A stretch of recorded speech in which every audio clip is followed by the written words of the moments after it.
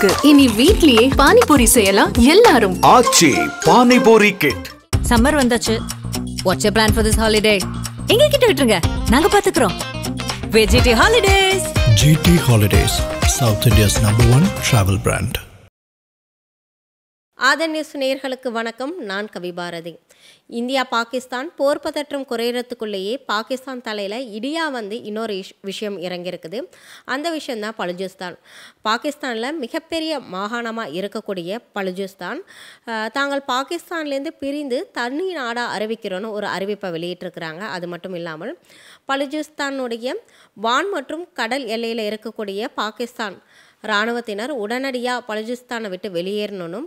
பலுஜிஸ்தான் அல்லாத பாகிஸ்தான் அதிகாரிகள்லாம் பலுஜிஸ்தானை விட்டு உடனடியாக வெளியேறணும்னு அவங்க ஒரு அறிக்கையை வெளியிட்டிருக்கிறாங்க. அது மட்டும் இல்லாமல் பலுஜிஸ்தானில் இருக்கக்கூடிய பாகிஸ்தான் கொடியை இறக்கிட்டு அவர்களுடைய கொடியும் ஏற்றிருக்கிறாங்க. இப்போது இருக்கக்கூடிய பாகிஸ்தான் அரசு கலைக்கப்பட்டு இடைக்கால ஒரு அரசு ஏற்படுத்தப்படும். இதில் பெண்களுக்கு முன்னுரிமை அளிக்கப்படும் அப்படின்னு சொல்லியிருக்கிறாங்க. பலுஜிஸ்தான் தனி நாடாக அறிவித்ததை ஐநாவும் மற்ற உலக நாடுகளும் அங்கீகரிக்கணும்னு அவங்க ஒரு கோரிக்கையும் விடுத்திருக்கிறாங்க. இதுதான் இப்பொழுது பாகிஸ்தானுக்கு மிகப்பெரிய தலைவலியாகவே மாறியிருக்கு அப்படின்னு சொல்லலாம்.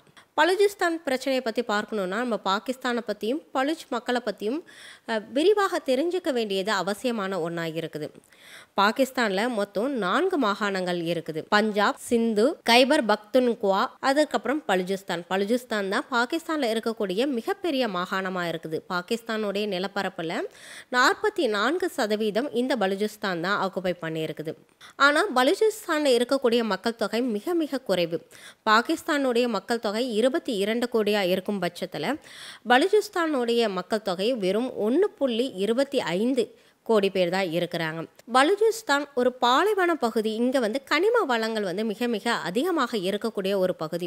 பலுஜிஸ்தானுடைய மொத்த பரப்பளவுன்னு பார்த்தோன்னா 3,45,765 சதுர கிலோமீட்டராக இருக்குது.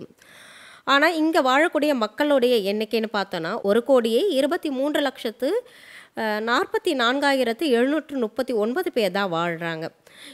இந்த பலுஜிஸ்தானுங்கிறது ஜெர்மன் அளவுக்கு ஒரு பெரிய ஒரு பகுதியாக இருக்குது. ஒரு புரிதலுக்காக இதை இந்தியாவோட கம்பேர் பண்ணோன்னா இந்தியாவில் இருக்கக்கூடிய மாநிலங்களில் மிக அதிக பரப்பளவு கொண்ட மாநிலம்னா ராஜஸ்தானாக இருக்குது. ராஜஸ்தானில் இருக்கக்கூடிய பரப்பளவு 3,42,000 சதுர கிலோமீட்டராக இருக்குது.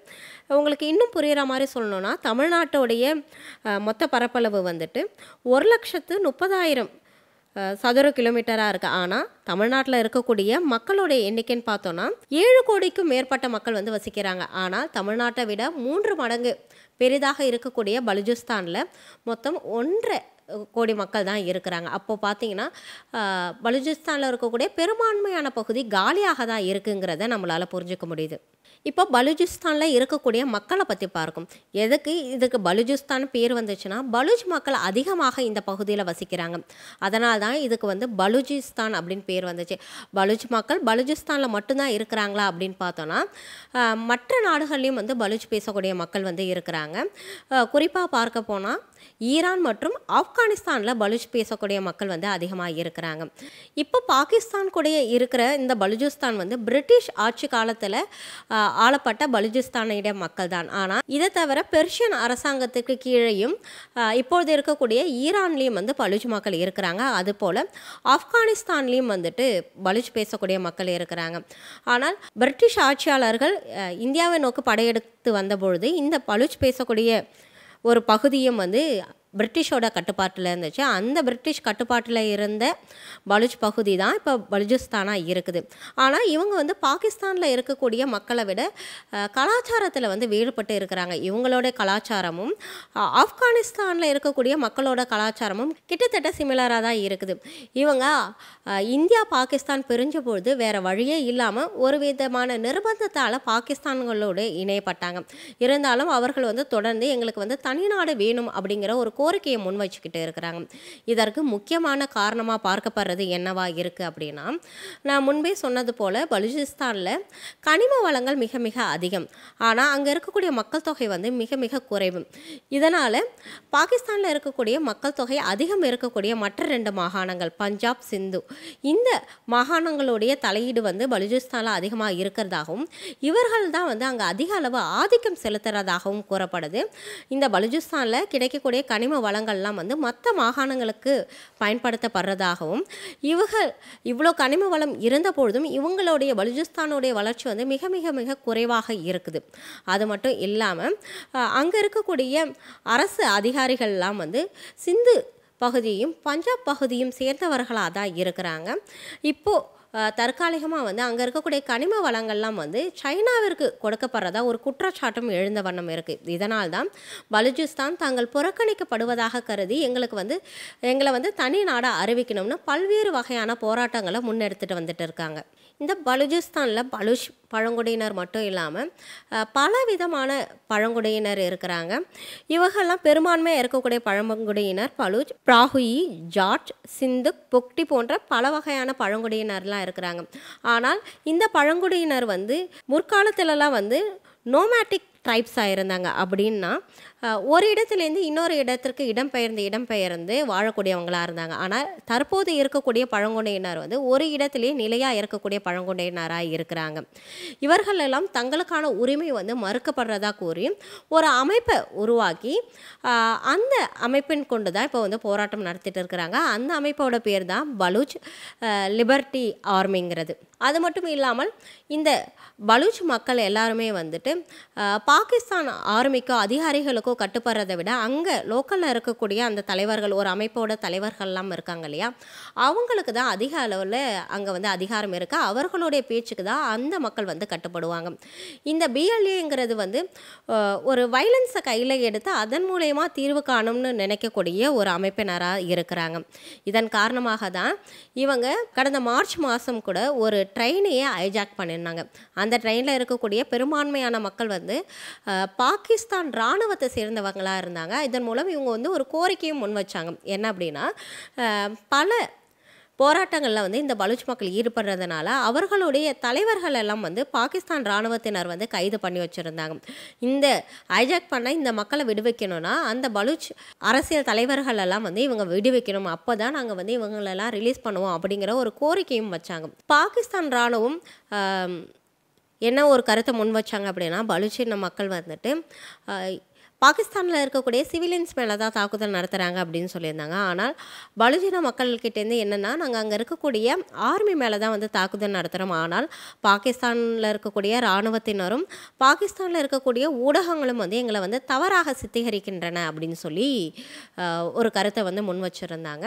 அது மட்டும் இல்லாமல் இந்த பலுச்சிஸ்தான்ங்கிறது பாகிஸ்தானுக்கும் சைனாவுக்கும் மிக முக்கியமான ஒரு இடமாக பார்க்கப்படுது.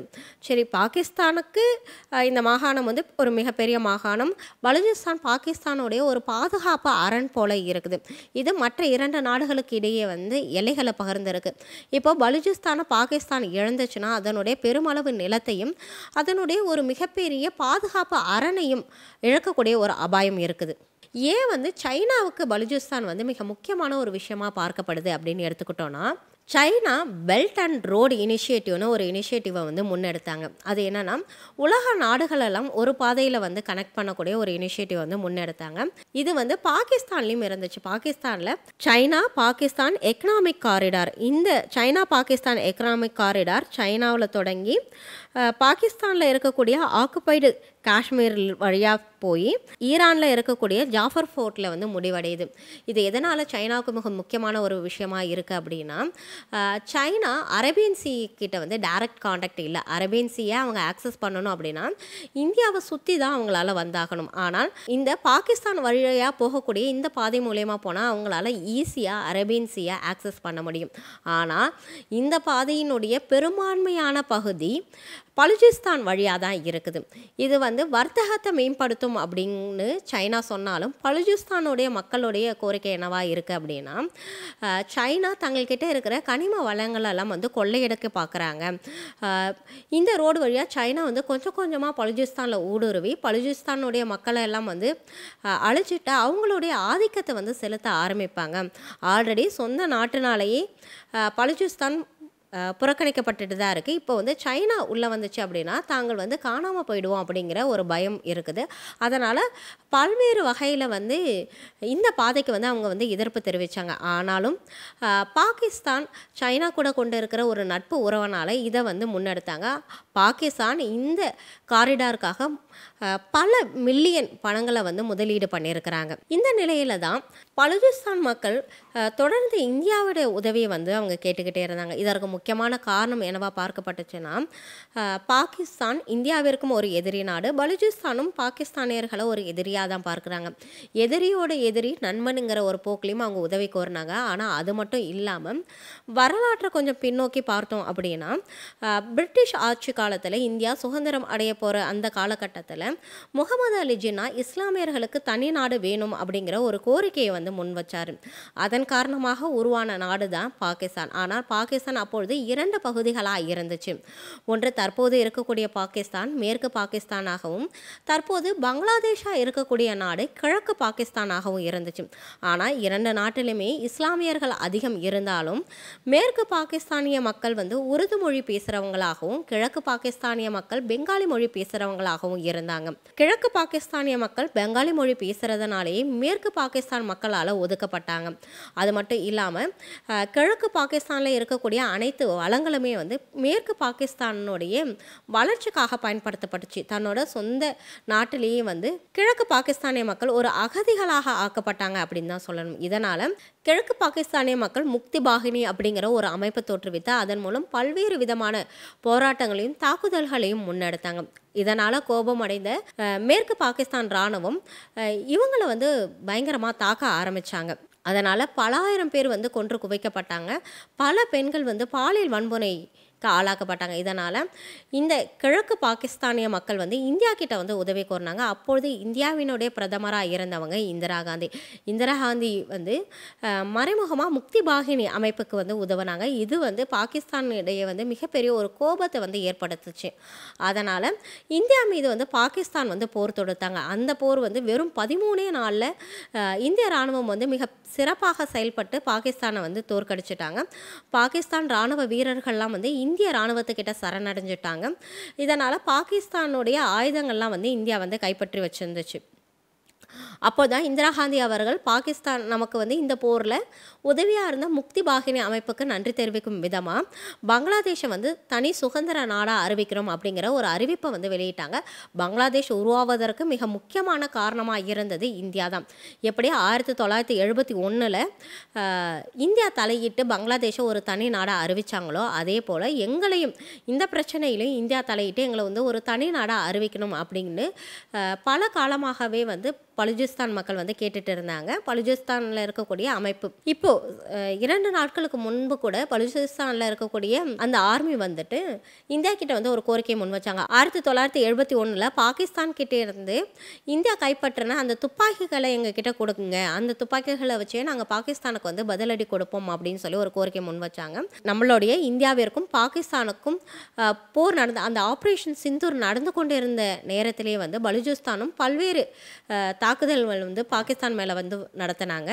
பல காலமாகவே வந்து பலுச்சிஸ்தான் இந்தியா கிட்ட வந்து உதவி கேட்டுட்டு இருந்தாங்க. ஆனால் இந்தியா வந்து அதற்கு வந்து பெருமளவில் ஒரு பிடி கொடுக்கல அப்படின்னு தான் சொல்லணும். எதற்காகனா பாகிஸ்தான் கிட்ட வந்து அணு ஆயுதம் இருந்துச்சு. இந்தியா பலுச்சிஸ்தானுக்கு உதவுனா பாகிஸ்தான் அணு ஆயுதங்களை வந்து பயன்படுத்துவாங்க. அந்த அணு ஆயுதங்களால் இந்தியாவிற்கு வந்து நிறைய சேதம் ஏற்படும் அப்படிங்கிற ஒரு காரணத்திற்காக இந்தியா அமைதி காத்துட்டு இருந்தாங்க. ஆனால் பாகிஸ்தான் தரப்பிலிருந்து இந்தியா பலுச்சிஸ்தானுக்கு வந்து உதவுறதா ஒரு குற்றச்சாட்டை வந்து முன் வச்சாங்க. ஆனால் இப்போ இருக்கக்கூடிய சுச்சுவேஷனுங்கிறது வேற. ஏன்னா பிரதமர் மோடியோட உரையப்பையே சொல்லியிருந்தாங்க, இனிமேல் பாகிஸ்தான் கிட்ட இருக்கக்கூடிய அணு ஆயுதங்களால் நமக்கு எந்த அச்சுறுத்தலும் இல்லை அப்படின்னு சொல்லியிருந்தாங்க. அதற்கு முக்கிய காரணம் காரணமாக என்ன பார்க்கப்படுது அப்படின்னா, இந்த பாகிஸ்தானில் இருக்கக்கூடிய அணு ஆயுதங்களுடைய சென்ட்ரல் கமாண்ட் அந்த பகுதியை வந்து இந்தியாவிலேயே தயாரிக்கப்பட்ட பிரம்மோஸ் தகர்த்து எரிந்ததா ஒரு தகவல்கள் வந்து வெளியாகிருக்குது. இதனால் பாகிஸ்தானால் இப்போ அணு ஆயுதத்தை பயன்படுத்த முடியாத ஒரு சூழல் வந்து உருவாகியிருக்குது. இதன் காரணமாக தான் இப்போ வந்து பிரதமர் மோடி அவர்கள் வந்து பாகிஸ்தானில் இருக்கக்கூடிய அணு ஆயுதத்தை பற்றி நம்ம இனிமேல் பயப்பட தேவையில்லை அப்படிங்கிற ஒரு உரையை தெரிவிச்சிருந்தாங்க. இப்படி இருக்கக்கூடிய ஒரு காலகட்டத்தில் பலுச்சிஸ்தான் தங்களை வந்து ஒரு தனி நாடாக வந்து அறிவிச்சிருக்கிறாங்க. ஐநாவும் மற்ற நாடுகளும் வந்து தங்களை வந்து தனி நாடாக அங்கீகரிக்கணும்னு ஒரு கோரிக்கையும் முன் வச்சிருக்கிறாங்க. எப்படி பாகிஸ்தான் கிட்டேருந்து பங்களாதேஷ் பிரிஞ்சப்போ முதல் ஆளாக அவர்களை வந்து தனி நாடாக அங்கீகரித்த நாடு வந்து இந்தியா தான். அதே போல் இப்போது பலுச்சிஸ்தானையும் இந்தியா வந்து அங்கீகரிக்குமா? இந்தியா பலுச்சிஸ்தானை அங்கீகரித்தா மற்ற நாடுகளும் ஐநாவும் பலுச்சிஸ்தானை ஈஸியாக வந்து அங்கீகரிக்கும். அதுபோல் பங்களாதேஷ் தனி நாடாக அறிவித்ததுக்கு பிறகு பல்வேறு வகையான வர்த்தக உதவிகளையும் இந்தியா பங்களாதேஷுக்கு பண்ணியிருந்தாங்க. அதே போல் பலுச்சிஸ்தானுக்கும் இந்தியா பல்வேறு உதவிகளை பண்ணுமா? அப்படி இந்தியா பலுச்சிஸ்தானுக்கு ஆதரவு தெரிவிக்கும் பட்சத்தில் பாகிஸ்தானுடைய நடவடிக்கை என்னவா இருக்கும் அப்படின்லாம் பொறுத்திருந்து தான் பார்க்கணும்.